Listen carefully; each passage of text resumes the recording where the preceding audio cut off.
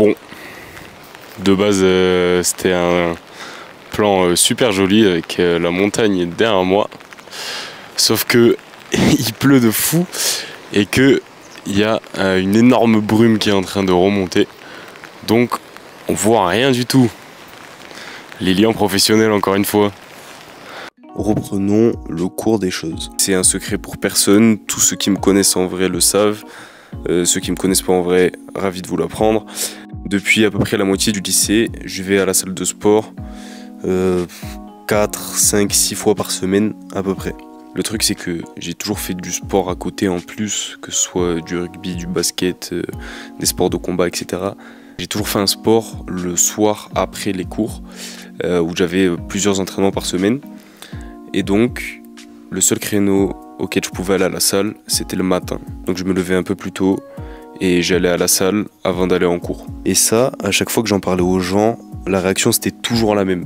C'était toujours ouais, t'es super motivé, moi je pourrais pas, faut avoir trop de discipline. En vrai, j'ai jamais vraiment su quoi répondre parce que je pense que c'est pas spécialement vrai, tu vois. J'ai des gros pics de motivation, mais comme tout le monde, il y a des fois où j'ai la flemme de fou, tu vois. Même à côté de ça, je pense pas être la personne la plus disciplinée. Il y a des gens qui sont bien plus forts dans ce domaine-là, mais vous avez vu dans le titre que je pense vraiment pas que ce soit un problème de pas être ultra discipliné. Surtout que si je devais attendre d'être motivé tous les matins, ou alors qu'il fallait que je me répète en boucle qu'il fallait que je sois super discipliné pour aller à la salle, la vérité c'est que j'irai jamais et je resterai toujours 25 minutes de plus dans mon lit pour dormir, tu vois. Et en fait la raison pour laquelle je suis constant et que j'arrive à répéter cette habitude tous les jours, c'est parce que j'ai rendu ça facile pour moi et pour mon cerveau aussi. J'ai divisé ça en plusieurs points et le premier il tient en une phrase, c'est « je ne négocie pas avec moi-même ». D'expérience, à chaque fois que je commence à peser le pour le contre, à me dire est-ce que j'y vais pas, est-ce que blabla, dans 90% des cas je finis par ne pas y aller et rester dans mon lit. J'ai fait en sorte d'avoir aucune question à me poser et de rendre ça totalement mécanique. Et donc ça nous amène au deuxième point qui est j'ai optimisé mon environnement. Pourquoi ? Parce que dès l'instant où on a un choix à faire, et c'est pareil pour tout le monde, ça diminue nos chances de tenir l'habitude en question. Et deuxième chose, on peut pas compter sur notre volonté à chaque fois et donc sur notre motivation à chaque fois parce que ça varie trop. Moi, comme je vous l'ai dit, des fois j'ai des énormes pics de motivation et des fois pas du tout. Donc je peux pas compter sur ça pour maintenir une habitude constante. J'ai éliminé toutes les sources de friction possibles. En fait, à partir du moment où je me réveille, j'ai absolument rien à penser. Je sais que j'ai 30 minutes pour être devant la salle. Je sais comment je vais m'habiller, je sais ce que je vais manger. Et mon sac il est déjà fait la veille. J'ai juste à répéter ce que je fais déjà tous les matins. Donc c'est super simple. Donc maintenant on va passer à 3 conseils qui moi personnellement m'ont beaucoup servi quand je les ai appliqués. Et je pense que c'est à eux que je dois ma réussite dans cette habitude. Tout d'abord, comme je l'ai dit, faire mon sac la veille, ça m'a beaucoup aidé. Pourquoi ? Parce que déjà, ça permet de commencer à se projeter dans les étapes de la journée du lendemain. Et en fait, c'est comme un peu de la visualisation.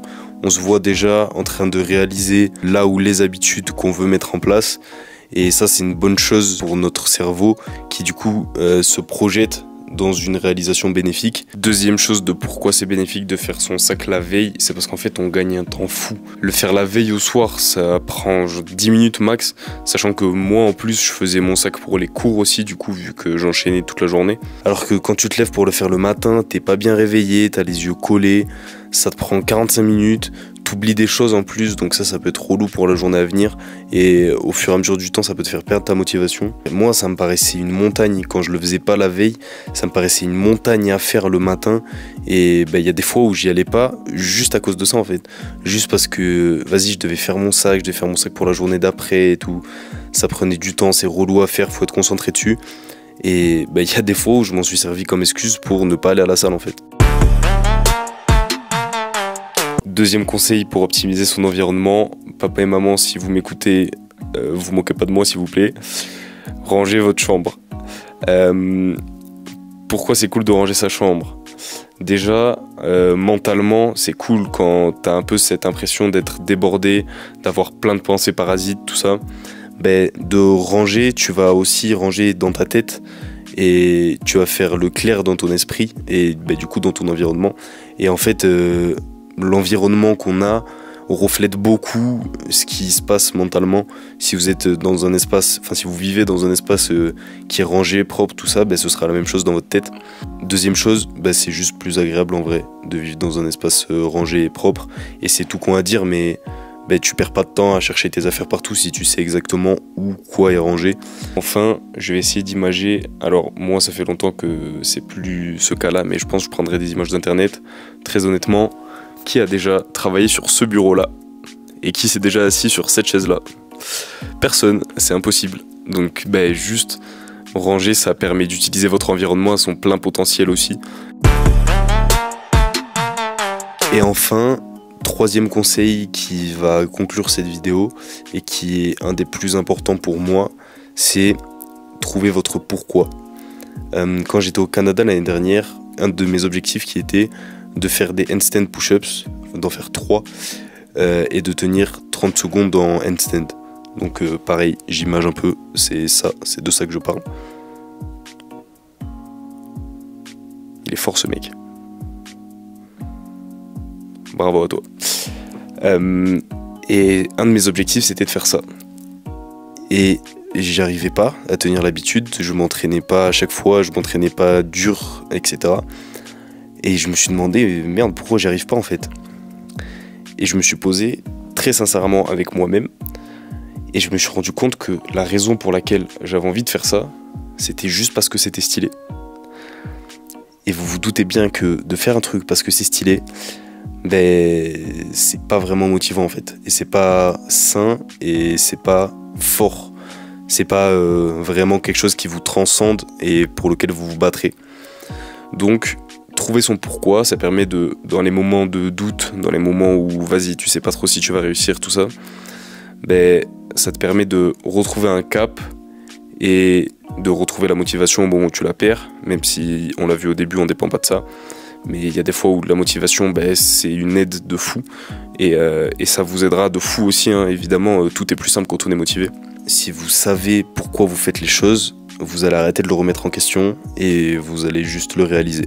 Et pour conclure, je voulais dire que, évidemment, c'est pas la solution miracle.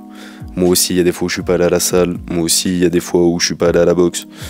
C'est normal. Si on pouvait être parfait, ça se serait et tout le monde le ferait.